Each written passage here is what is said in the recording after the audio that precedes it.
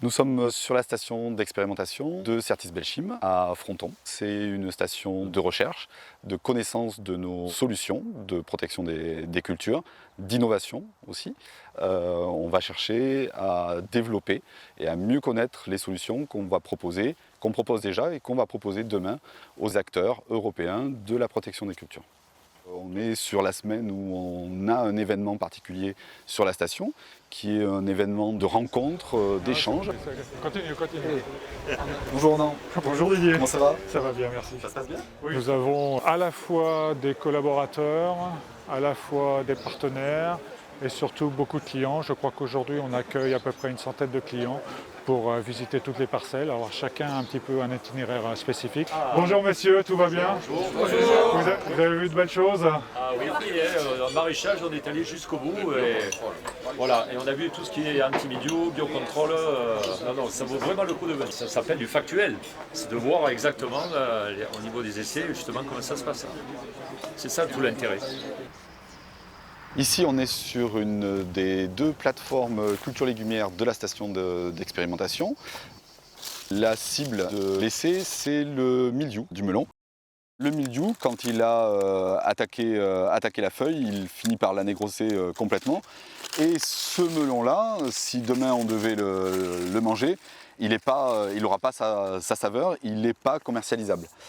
Si on compare ça juste à la parcelle d'à côté, qui a été protégée par la solution que l'on propose, on voit clairement que le feuillage est encore pleinement actif et ça va contribuer à un niveau de maturité des futurs melons qui sera tout à fait satisfaisante.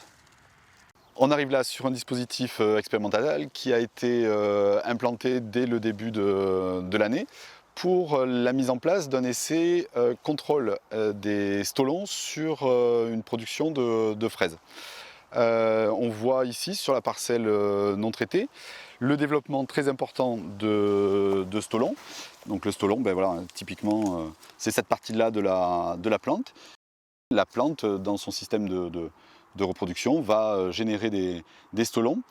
Si on les laisse dans cet état-là, ça va épuiser la plante et générer des nombreux inconvénients pour l'agriculteur. Une gestion à l'aide de nos solutions de biocontrôle va permettre une gestion tout à fait aussi efficace des stolons qu'une solution conventionnelle. On va voir ici la destruction des stolons sur une des parcelles traitées avec la solution de biocontrôle.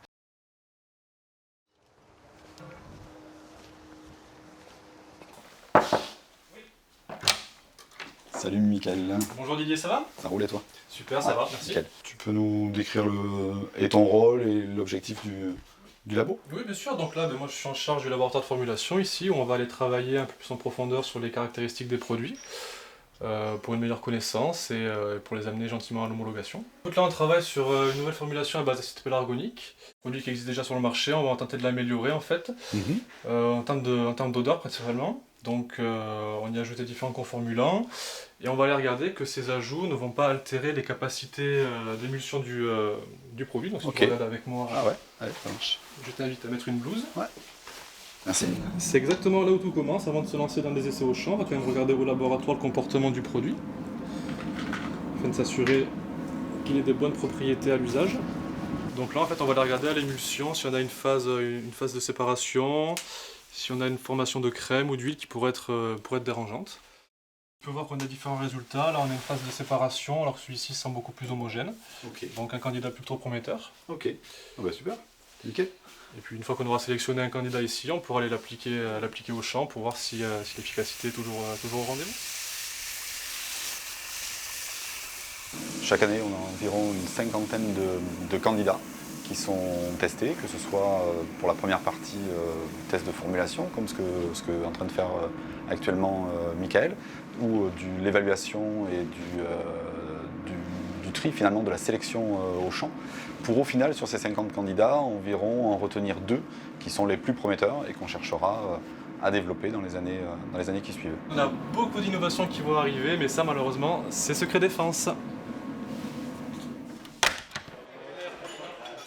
Cette journée est très importante parce qu'elle nous permet de partager toutes nos solutions avec nos clients, mais aussi de les écouter, de voir les remontées, de ce qu'ils attendent pour demain et de mettre en place pour le futur toutes ces combinaisons. Pour moi, c'est extrêmement important le combinatoire, combiner les solutions de biocontrôle, les solutions qu'on a dans notre portefeuille de conventionnel, plus tout ce qui est numérique et tout ce qui est agronomie. Aujourd'hui, notre stratégie, elle est d'investir 50% de nos moyens sur le biocontrôle et le biostimulant, de manière à avoir vraiment une agriculture pérenne, une agriculture de demain qui est vraiment l'avenir.